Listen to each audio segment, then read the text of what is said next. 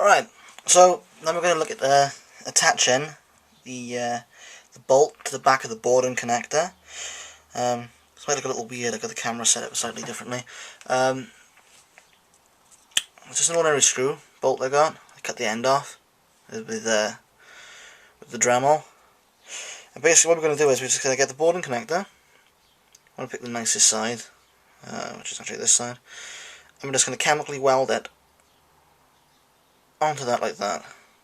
We'll cut it all down after then once we put out the size and stuff. To attach the bolt, so you probably use super glue, but I'd rather use this stuff. It's known as chemical metal over here. I don't know what it's known as in the States or anywhere else. But it's pretty much like Bondo, except it dries a lot harder. You can't really sand this stuff. So you can probably see I've used quite a bit of it. You won't need much for this. Nope. This is just as bad as Bondo. So you want to put a mask on. A dust mask won't do. You want a proper respirator with filters. I'll put mine on now. I'll leave it off for a minute so I can talk. Open the window a minute. Right. Be a bit better. Right, so you don't need much of this. A little blob will do. Like so. Put it back on.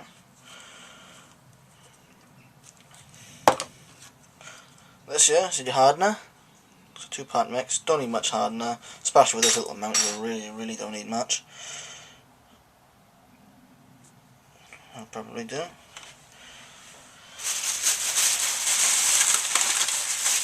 Right. Got myself a little bit of styrene.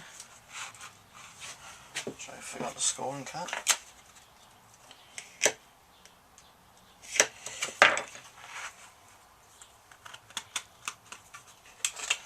Right, I'm going to mix it up now.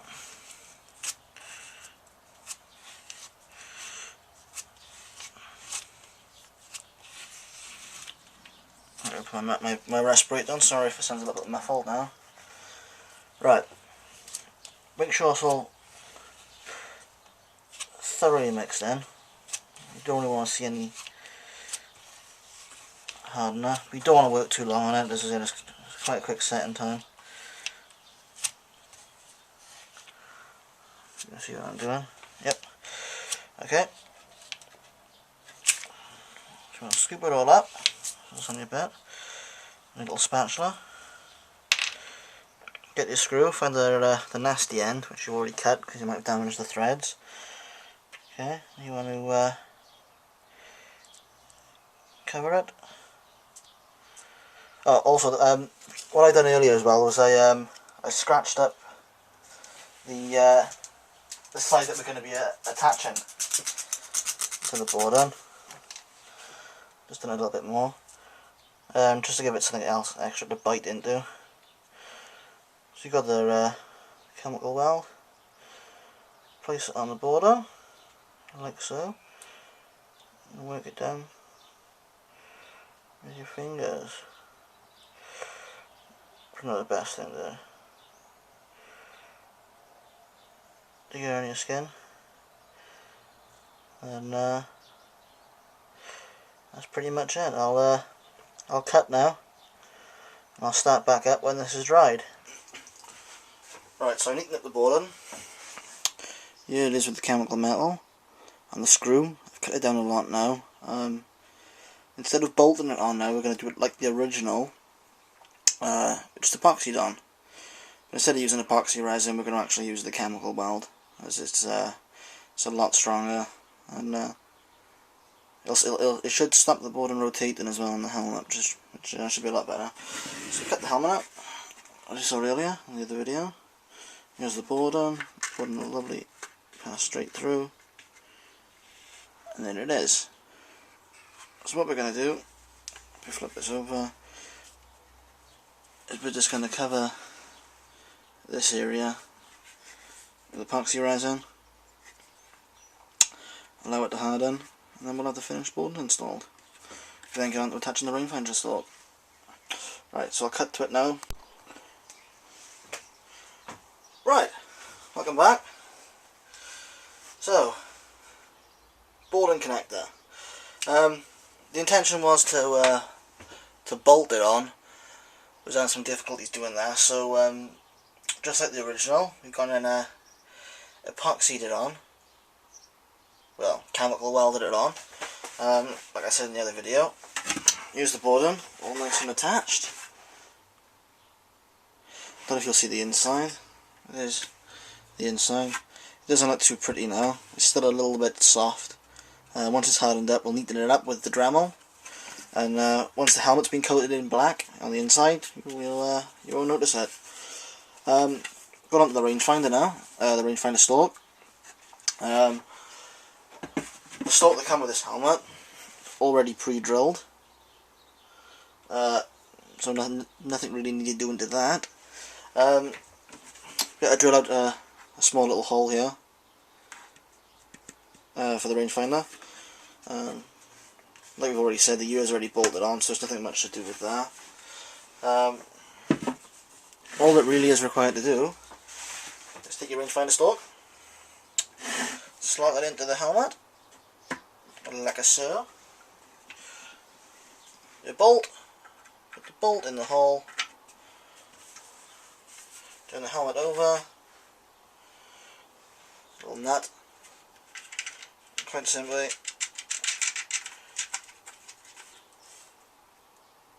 Hand tight will do for now, we'll probably be taking it off later on. And there's the stalk of the helmet, the rangefinder stalk, all screwed on.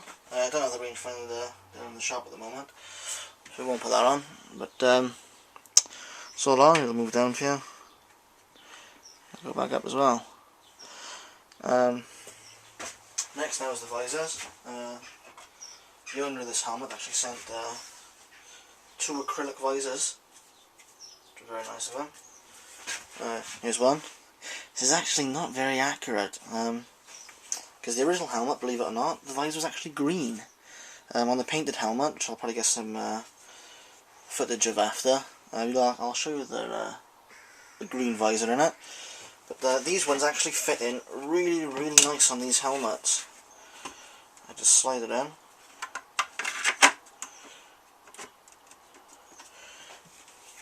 And already we're starting to have a Boba Fett helmet.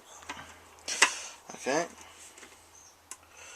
In fact, looking at this, these need to be shaped.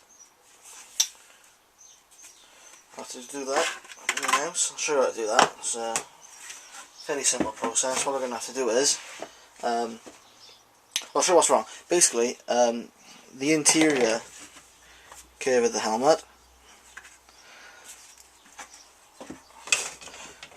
it's not the same angle as this curve here, and the helmet's the visor is showing gaps. It's a common problem.